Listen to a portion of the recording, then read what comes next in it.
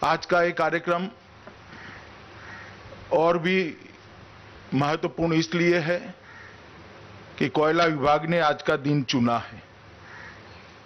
आज लोकमान्य तिलक और चंद्रशेखर आजाद का जयंती दिन है। ये दो ऐसे महापुरुष थे जिन्होंने अपना सर्वस्व जीवन, पूरा जीवन की क्षण क्षण देश को समर्पित की।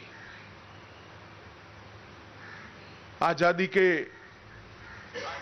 आंदोलन में बाल गंगाधर तिलक, लोकमान्य तिलक के योगदान को सदियों तक नहीं भुलाया जा सकता। एक ऐसा व्यक्तित्व था जिनके सामने दो रास्ते थे, ईश्वर ने दी हुई बुद्धिमत्ता, ईश्वर ने दी हुई विद्वता, इसका उपयोग और उपभोग स्वयं के लिए करना या देश के करोड़ों गरीबों के लिए करना, देश की आजादी के लिए करना, देश की संस्कृति और अपने धर्म को आगे बढ़ाने के लिए करना।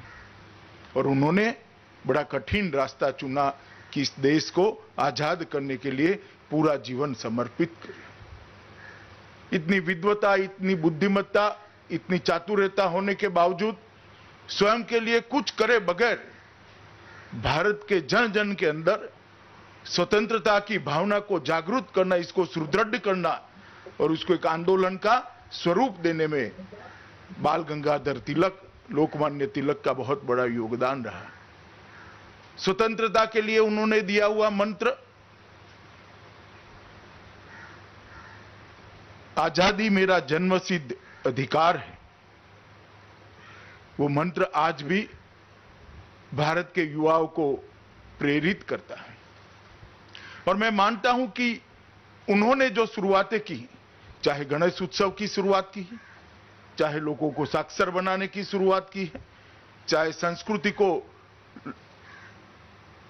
आजादी के आंदोलन के साथ जोड़ने की शुरुआत की है, इसी के कारण कहते हैं कि लोकमान्य तिलक भारतीय संस्कृति की, भारतीय चेतना की आत्मा थे। आज ही के दिन लोकमान्य तिलक ने अपना नश्वर देह छोड़ा था।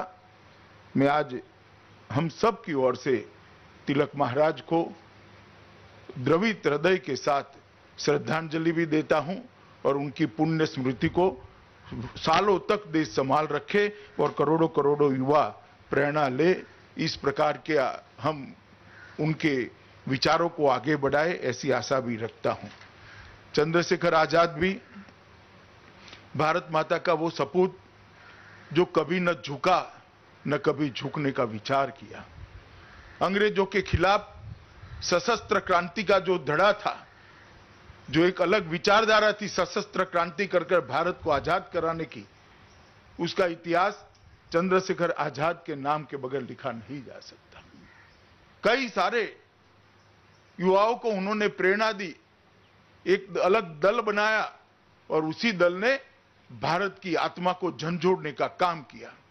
भारत माता को गुलामी की बेड़ी से मुक्त कराने का, बेड़ियों को तोड़ने के लिए चाहे रास्ता जो वो हो, आप बाहर निकलो, शस्त्र हाथ में लो, सत्याग्रह करो, जो करना है, मगर एक अंग्रेज अब हम पर राज नहीं कर सकता, ये दृढ़ निश्चय उन्होंने आरोपित करने के लिए, संस्कारित करने के लिए युवाओं के मन के अंदर एक बहुत बड़ा काम किया। और उनके बलिदान ने उस जमाने में करोड़ों करोड़ों युवाओं को आजादी के आंदोलन के साथ जोड़ा।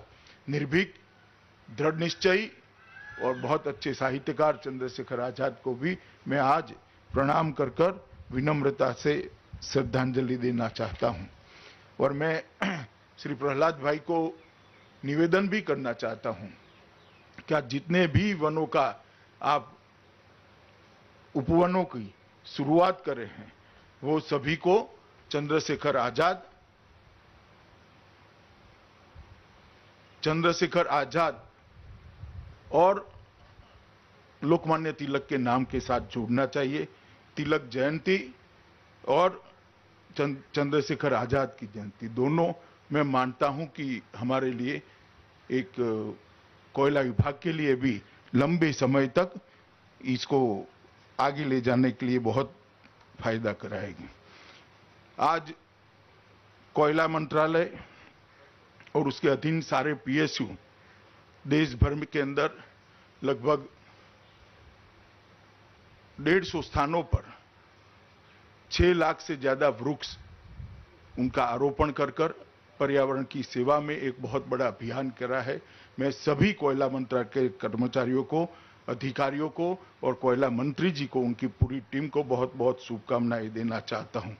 आमतौर पर कोयला के मंत्रालय के लिए पर्यावरण को क्षति पहुंचाने वाला मंत्रालय माना जाता है, मगर जब से मोदी जी देश के प्रधानमंत्री बने हैं और विशेषकर प्रहलाद भाई जब देश के कोयला मंत्री बने, तब से पर्यावरण के लिए भी कोयला मंत्रालय की सजगता हमें दिखाई दी पड़ती है। अनेक विध काम उन्होंने शुरू किए हैं। मैं आज इसका बहुत डिटेल जिक्र नहीं करना चाहता। 10 राज्यों के 38 जिलों में 600 एकड़ में टोटल 6000 एकड़ के अंदर वृक्ष लगाए जाएंगे। आज इसमें से 600 एकड़ के अंदर लगाए जाएंगे। 6 लाख वृक्षों का रोपण किया जाएगा, 5 लाख पौधों का वितरण कराया जाएगा और आज 150 स्थानों पर एक साथ इसकी शुरुआत हुई है। मित्रों, जिस प्रकार का जीवन हम जिए हैं और एक विकास की अंधी दौड़ के अंदर हमने भारतीय संस्कृति के मूल मंत्र था कि प्रकृति हमारी मां है, उसका दोहन कर सकते हो, उसका शोषण नहीं कर सकते हो। वो मंत्र को हमने भुलाया और उसी का परिणाम आया कि जो ओजोन का पड़ है, ओजोन का स्तर है, इसके अंदर कई बड़े बड़े छिद्र पैदा हुए और सूर्य नारायण की गर्मी सीधी पृथ्वी पर पड़ने लगी।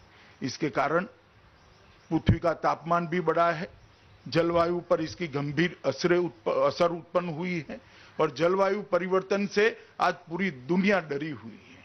और इसका एक ही रास्ता है जो हमारे पुराणों ने बताया, हमारे ऋषियों मुनियों ने बताया कि वृक्ष मानव का मित्र है, वृक्ष ही हमें इस संकट से बचा सकता है। और हमारे यहाँ कई ऐसी पौधों की जातियां, प्रजातियां हैं जो 100-150 साल तक जीकर मानव की सेवा कर सकती हैं। पीपल 100% ऑक्सीजन देने वाले वृक्षों में से एक है। इसीलिए श्री कृष्ण ने गीता में कहा कि वृक्षों में मैं पीपल हूं। उन्होंने पीपल को अपने साथ इसकी तुलना कर पीपल का महत्व बढ़ाया। इसी तरह से नीम और कई प्रकार के जामुन, नीम, बरगद, कई पेड़ ऐसे हैं जो सबसे ज्यादा ऑक्सीजन भी देते हैं और लंबे समय तक जीते हैं।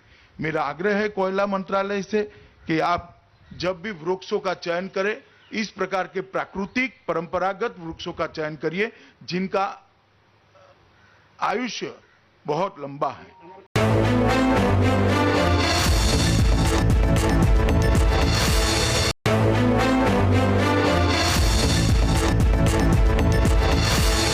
हमारे मत्स्य पुराण के अंदर एक बहुत सुंदर श्लोक लिखा गया है जिसका अनुवाद है, जल कुंड, जो जल का कुंड होता है 10 कुओं के समान होता है। एक तालाब 10 जलकुंड के समान होता है, एक सुपुत्र 10 तालाब के समान होता है और एक वृक्ष 10 पुत्रों से भी ज्यादा पृथ्वी का कल्याण करता है। यही बताता है कि वृक्ष हमें कितना दे सकता है। और आदिकाल से ही वृक्ष के महत्व को भारतीय संस्कृति ने स्वीकारा है और भारतीय संस्कृति ने इसको बढ़ावा भी दिया है।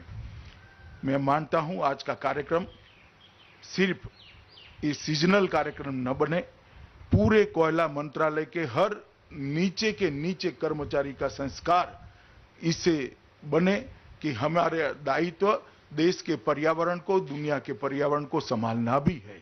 और मुझे भरोसा है प्रहलाद भाई के नेतृत्व में ये जरूर होगा। विगत 6 सालों का देखें तो कोयला मंत्रालय ने अनेक नए इनिशिएटिव मोदी जी के नेतृत्व में दी है और प्रहलाद भाई ने ये 1-1.25 साल के अंदर इसको बहुत गति देने का काम किया है। पहले जब कोयला और खनिज की खदानें होती थी तब खनिज क्षेत्र के मजदूरों के लिए, वो वहां की जनता के लिए कोई विचार नहीं करता था। डिस्ट्रिक्ट मिनरल फंड का गठन कर आज लगभग 39,000 करोड़ रुपया नरेंद्र मोदी जी ने वो क्षेत्र जहां खदानें लगी हैं इसके विकास के लिए लगाया है और 35,000 छोटे छोटे प्रकल्प अब तक पूरे कर दिए गए हैं। मित्रों, बहुत बड़ी उपलब्धि है। खदान पर देश का अधिकार है, देश की जनता का अधिकार है। खदान विकास की द्योतक है, विकास को आगे बढ़ाने के लिए ऊर्जा प्रदान करती है। परंतु इसके साथ साथ जिस क्षेत्र में खदान है, जो वहां से विस्थापित किए जाते हैं, इनके कल्याण की भी देश को ही सोचनी चाहिए, देश की सरकार को ही सोचनी चाहिए। पहली बार डिस्ट्रिक्ट मिनरल फंड के माध्यम से नरेंद्र मोदी जी ने इसकी शुरुआत की। कोयला का बहुत बड़ा भंडार हमारे यहां पड़ा, 30 साल तक कोयला जला न पाए, इतना कोयला हमारे यहां पड़ा है और कोयला हम इंपोर्ट कर रहे हैं। जैसे प्रहलाद भाई ने बताया, इंपोर्ट कोयला जितना भी होता है वो दुनिया में हमारी अक्षमता को उजागर करता है। अगर देश को आत्मनिर्भर बनाना है, आत्मनिर्भरता के नरेंद्र मोदी जी के नारे को चरितार्थ करना है, तो कोयले के अंदर स्पीडी खनन, सबसे ज्यादा जल्दी खनन कर आयात को लगभग शून्य करना पड़ेगा। और इसलिए कोयला क्षेत्र में एफडीआई और इसके साथ साथ वाणिज्यिक कोयला खनन का आरंभ अभी नरेंद्र मोदी जी ने किया है। मुझे लगता है कि कॉमर्शियल माइनिंग की जो शुरुआत प्रहलाद जोशी के समय में हुई है, कोयला खदानों के इतिहास देश का जब भी लिखा जाएगा, प्रहलाद भाई और नरेंद्र भाई के नाम को जोड़ना पड़ेगा, क्योंकि देश को आत्मनिर्भर कराने की दिशा में ये बहुत बड़ा कदम है। कोल बेस्ड मीथेन की भी शुरुआत हमने की है। 2 CBM ब्लॉक झरिया और रानीगंज के लिए हमने इसका शुरुआत किया है। ईज ऑफ डूइंग बिजनेस के ढेर सारे पैरामीटर्स को कोयला के कारण ही गति मिली है। कोयला क्षेत्र ने लगभग हर क्षेत्र के अंदर अपने आप को दुनिया के मानक के अनुरूप और कई जगह तो उसके आगे ले जाने का भी प्रयास किया है। ये मंत्रालय ने 6 साल के अंदर बहुत अच्छा काम किया है और अब प्रहलाद भाई इसका नेतृत्व कर रहे हैं और उसको और ऊर्जा और गति प्रदान कर रहे हैं। 18 जून को वीडियो कॉन्फ्रेंस के माध्यम से देश के प्रधानमंत्री जी ने 5 कोयलाधारी राज्यों की 41 कोयला ब्लॉकों का नीलामी की प्रक्रिया का शुभारंभ किया। इसके साथ ही झारखंड, मध्य प्रदेश, महाराष्ट्र, उड़ीसा और छत्तीसगढ़ के अंदर ये नई प्रक्रिया शुरू हो गई है। मित्रों, कोयला PSU और कैप्टिव माइनर्स द्वारा उत्पादन में भी वृद्धि का प्रयास किया गया है। इंफ्रास्ट्रक्चर निवेश योजना के माध्यम से 1,25,000 करोड़ रुपए के निवेश का प्लानिंग 2020 से 2024 के बीच में किया गया है और इसके लिए लगभग 534 परियोजनाओं को चिन्हित कर लिया गया है। मैं मानता हूं अभी प्रहलाद भाई ने जो कहा, 23-24 तक 1 बिलियन टन कोयले को निकालने का लक्ष्य जब भी भारत अचीव करता है, मुझे लगता है हम बहुत बड़ी उपलब्धि के लिए आगे बढ़ेंगे। देश के प्रधानमंत्री जी ने पर्यावरण के क्षेत्र के अंदर दुनिया का नेतृत्व करने की स्थिति उत्पन्न करी है।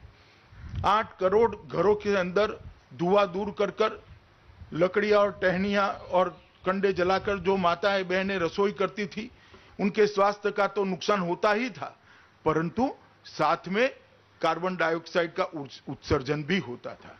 आज स्वच्छ ईंधन LPG सिलेंडर देकर पर्यावरण की बहुत बड़ी सेवा की है। ढेर सारे शहरों के अंदर CNG पंपों की एक लाइन बिछाकर CNG के माध्यम से गाड़ियां चलाने से भी स्वच्छ ईंधन का काम हुआ है।